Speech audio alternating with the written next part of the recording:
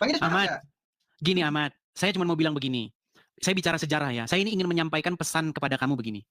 Jadi Muhammad itu sebelum dia jadi nabi, dia kan belum beragama, betul nggak? Betul nggak? Tuh. Oke, dia tidak ke gereja, dia tidak ke sinagog, dia tidak ke masjid, karena dia hidup di tengah-tengah orang-orang Quraisy, betul? Nah, lalu Muhammad ini, dia ini kan seorang pedagang. Dia ini berjumpa dengan orang-orang asing. Ketika dia di kota itu banyak pendatang datang. Nah, dia belajar agama. Ketika dia belajar agama, nah dia mau ajarkan itu kepada baninya, kepada kaumnya, kaum Quraisy. Nah, dilihatlah orang Quraisy ini kan para penyembah berhala. Nah, menurut ajaran yang dia dengar dari kota, dia dengar, oh itu salah, begini-begini. Nah, itu ingin diajarkan kepada mereka. Makanya untuk pertama kali, Muhammad itu, niatnya itu benar. Untuk pertama kali niatnya dia itu benar. Dia ingin mengajarkan ajaran yang benar dari yang didengar dari orang-orang Yahudi dan Nasrani. Makanya kiblatnya dirubah. Ayo kita rubah kiblat kita ke arah Yerusalem. Itulah kiblat pertama umat muslim di Baitul Maqdis di Yerusalem, betul? Betul. Nah, lalu tiba-tiba orang-orang Yahudi dan orang-orang Nasrani, terutama orang-orang Yahudi, mereka tidak percaya kepada Muhammad bahwa Muhammad ngaku nabi. Masalahnya dia itu ngaku nabi itu loh. Dia ngaku nabi. Seandainya dia tidak mengaku nabi, dia hanya mengajarkan supaya ajarannya itu ini loh yang benar, jangan menyembah berhala begini. Itu orang Yahudi pasti menerima dia. Ketika dia mengaku nabi, akhirnya dia ditolak. Akhirnya dibalik, dia baru ngarang agama baru namanya Islam. Nah, makanya dia terinspirasi dari kitab-kitabnya orang Yahudi dan Nasrani ini. Makanya ada cerita Musa, ada cerita Abraham, cuman udah bentuk model gado-gado. Boleh saya bicara, Bang Idris? Silakan. Bang Idris mengatakan bahwa Nabi Muhammad diajarkan belajar agama ya, diajarkan agama. Al-Quran. Katanya Bang Idris? Iya, diajarkan Al-Quran. Siapa yang mengajarkannya itu, Bang Idris? Quran surat An-Nahl ayat 103. Silakan dibaca. Sungguh kami benar-benar mengetahui bahwa mereka berkata. Di sini berkata ini, yang mereka berkata ini adalah orang Quraisy, Bang Idris. Para penuduh-penuduh itu, ya. Iya, orang Quraisy. Sesungguhnya Al-Quran hanyalah diajarkan kepadanya Nabi Muhammad oleh seorang manusia. Bahasa orang yang mereka tuduh bahwa Nabi Muhammad belajar kepadanya adalah bahasa Ajam, bukan bahasa Arab. Padahal ini Al-Quran adalah bahasa Arab yang jelas. Oke. Jadi ayat itu mencatat adanya penuduh-penuduh di zaman Muhammad hidup bahwa Al-Quran itu diajarkan oleh orang asing kepada Muhammad. Iya, Mas. Betul? Yang saya tanya. Sebentar, biar saya selesaikan. Padahal ini sangkalan daripada Allah nih. Bantahan daripada Allah. Padahal mereka itu kan orang Ajam. Orang Ajam tuh orang asing. Mereka itu orang Ajam. Bagaimana mungkin kau tuduhkan dia yang ngajarin Al-Quran? Sementara dia bahasanya bahasa asing, sedangkan Al-Quran bahasa Arab yang jelas. Betul? Betul. Nah sekarang kita ambil kesimpulan. Benarkah Al-Quran bahasa Arab yang jelas? Atau bahasa Arab yang nggak jelas? Seperti orang yang bahasanya campur-campur. Orang Ajam itu bukan berarti dia tidak mengerti bahasa Arab. Orang Ajam itu artinya orang asing, tetapi dia itu ngerti bahasa Arab sedikit-sedikit. Contoh. Pernah dengar nama Majid? Majid tahu Majid? Al-Majid. Dia punya komal juga, sering siaran. Tahu? Dia orang Arab. Nah, tahu. Dia orang Arab. Kamu lihat dia bisa bahasa Indonesia kan? Tapi kadang-kadang dia ngucapin kosakata yang kita nggak tahu kan? Karena dia memang bukan orang asli Indonesia, jadi bahasanya agak-agak campur-campur. Begitu. Saya kasih contoh nih. Ada misalnya engkoh-engkoh, ya kan? Jalan-jalan. Ya kan? Engkoh-engkoh kan biasanya pebisnis handal. Hanya ini berapa ini goceng? Ini goceng. Karena dia nggak ngerti ngucapin bahasa Indonesia, nggak ngerti goceng. Apa goceng nih? Jadi bahasanya dia campurin ke bahasa di mana dia datang, ya kan? Nah, sekarang ada orang asing nih. Dia sering ke Arab nih, sering ngobrol sama Muhammad. Ya kan? Dia bukan nggak ngerti bahasa Arab, dia ngerti. Sama seperti engkoh-engkoh ini saudagar dari Tiongkok ini, dia ngerti bahasa Indonesia, ngerti. Cuman kadang-kadang dicampur-campur dengan bahasa dia. Sekarang, apakah Al-Quran itu bahasa Arab yang jelas? Atau berisi bahasa campuran-campuran dengan bahasa-bahasa asing? Bahasa asing ini yang mana, Bang Edis? Oke, apa arti Yasin? Saya tanya. Sudah dijelaskan tadi. Apa? Bahwa hanya Allah yang mengetahuinya. Berarti bagaimana mungkin kamu katakan bahasa Arab yang jelas? Kalau bahasa Arab yang jelas, artinya orang-orang Arab, penutur bahasa Arab tahu, betul? Bukan cuma bahasa Arab aja, Ahmad. Gini, di dunia ini ada banyak sekali bahasa. Bahasa Batak, bahasa Jawa, bahasa Indonesia, bahasa Tionghoa, bahasa Mandarin, bahasa Jepang, bahasa Inggris. Semua bahasa di muka bumi ini tidak ada satupun kosakata yang nggak ada artinya. Nggak ada satupun. Sebutin bahasa Indonesia, kosakata bahasa Indonesia yang nggak ada maknanya. Sebutin satu. Kalau ada saya lompat dari Monas. Sebutin satu. Tadi kan saya sudah jelaskan, Bang Edis. Bang Edis mengatakan bahwa, Bang Edis kan tadi mengatakan bahwa ya Nabi Muhammad diajarkan oleh orang asing tentang Al-Quran. Makanya bisa ada makna-makna kata-kata yang tidak bermakna kan, seperti Yasin yang tidak diketahui artinya kan. Sekarang begini, Bang Edis. Menurut orang Arab apa arti Yasin? Iya, bentar. Begini, Bang Edis. Kalau narasi Bang Edis seperti tadi bahwa mengatakan bahwa Nabi Muhammad diajarkan oleh orang asing, tolong Bang Edis kasih data. Siapa orang asing yang mengajarkan Nabi Muhammad tentang Al-Quran? Baik, saya akan tunjukkan siapa orang asing tersebut yang mengajarkan Muhammad ya. di dalam surat An-Nahl ayat 103 tafsir Ibnu Katsir terjemahan ya. Saya akan bacakan ya. Saya balikkan dulu kamera saya. Kita sabar ya teman-teman yang ngajarin orang Islam. Karena semakin banyak saya ajarin nanti mereka, oh iya benar, memang benar kok kata Bang Idis ini, memang Islamnya harus ditinggalin. Baik. Aduh, ya challenging ya teman-teman ya. Oke. Ini adalah tafsir surat An-Nahl ayat 103. Kira-kira mau saya bacakan saja atau saya tampilkan begini? Oke, saya bacakan saja ya. Allah SWT, oke. Allah SWT menyebutkan tentang tentang kedustaan, buatan-buatan dan kebohongan orang-orang musyrik dalam tuduhan mereka terhadap Nabi, bahwa sesungguhnya Al-Quran yang dibacakan oleh Muhammad kepada mereka tiada lain diajarkan oleh seorang manusia kepadanya, kepada Muhammad. Lalu mereka saya bacakan aja ya. Saya bacakan aja. Duh, bentar. Oke. Saya balikan kamera saya balikan. Nih. Oke. Dibacakan Muhammad kepadanya tiada lain diajarkan oleh manusia kepadanya. Lalu mereka mengisyaratkan kepada seorang lelaki ajam yang ada di antara mereka, yaitu pelayan milik salah satu puak dari kabilah Quraisy. Lelaki itu seorang pedagang yang sering menjajakan barang-barangnya di Safa. Ada kalanya Rasulullah duduk-duduk dan berbincang-bincang dengannya mengenai sesuatu hal.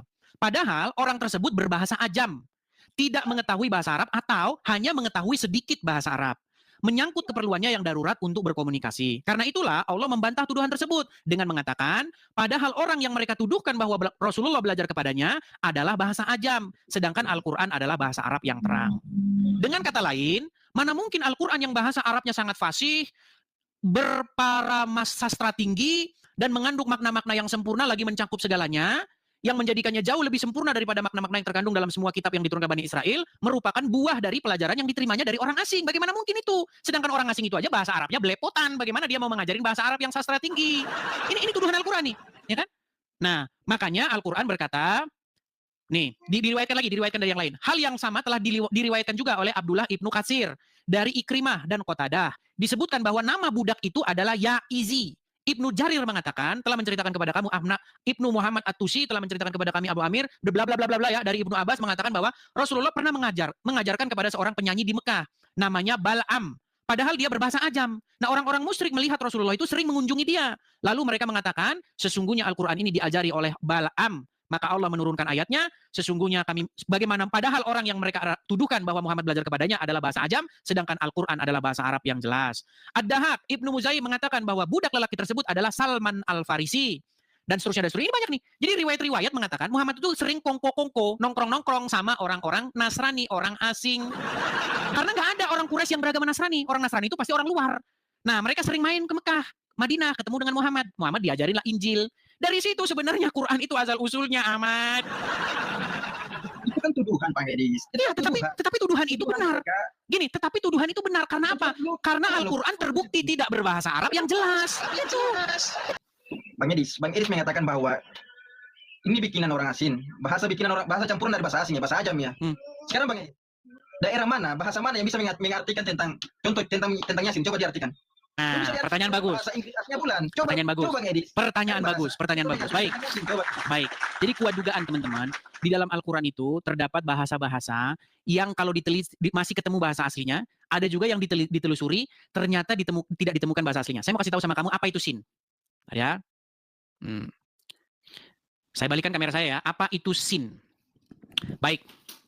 Nah, sin ternyata itu adalah nama dewa untuk merujuk kepada bulan, dewa bulan nih. Dan kenapa Muslim sampai sekarang itu pakai simbol ini? Ya karena memang pada mulanya asal muasalnya orang Islam itu atau agama Muhammad itu ya memang penyembah bulan. Yasin, ya itu bahasa Arabnya wahai. Misalnya, ya ayyuhallazina amanu, wahai orang-orang yang beriman. Ya Ahmad, maksudnya wahai Ahmad. Jadi Yasin itu maksudnya wahai sin, wahai sang dewa bulan. Itu artinya. Nih, sin. Ini jelas nih. Lu kamu tidak percaya kepada saya ya. Nih. Aduh sebentar, ini kok beda warna ya. Nih, kelihatan? Nih, sin. Kelihatan ini sin.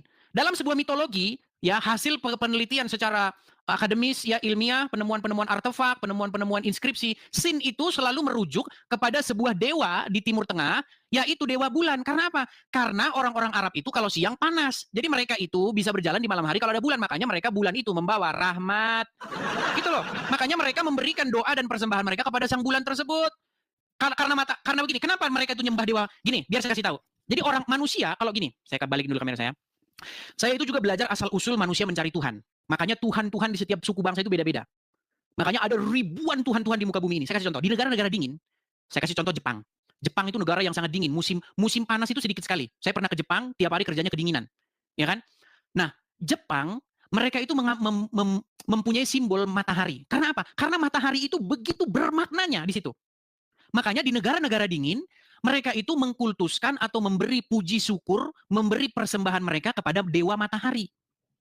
Karena matahari membawa rahmat. Matahari menyinari bumi, membuat tumbuh-tumbuhan hidup. Sementara kalau musim dingin, hancur semua. Makanya mereka menyembah matahari. Nah, sementara di Arab kebalikannya. Di Arab matahari itu malah musuh yang menakutkan. Makanya kalau siang-siang panasnya setengah mati. Makanya matahari di sana simbol malapetaka. Yang membawa berkat itu adalah bulan. Nah, karena dilihat bulan ini sejuk, ya kan, kalau malam makanya mereka menyembah bulan. Nah, penyebutan dewa bulan di dalam Timur Tengah itu adalah Sin. Itu penjelasannya. Makanya Yasin itu artinya wahai dewa bulan. Nah, sampai sekarang kalian masih pakai. Kalian masih menggunakan simbol itu. No, nggak percaya, saya buktikan. Saya membuktikannya secara ilmiah. Saya tanya, ini simbol apa? Simbol apa ini, Ahmad? Coba saya tanya, simbol apa? Masih kau bisukan. Jangan di ini dulu, unmute dulu, unmute. Coba. Ini simbol apa? Kalau dia begitu, bentuknya tanduk, kalau miringnya bulan. Tanduk apa bulan kalau ini? Sebentar, saya tanya, ini tanduk atau bulan? Gak tahu ya, bulan atau tanduk itu. Jujurlah kau. Aduh. Baik. Nih ya, sebentar nih.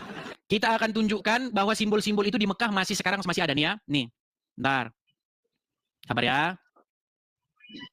Saya tunjukkan kepada Anda simbol-simbol bulan sabit di Mekah. Saya balikkan kamera saya.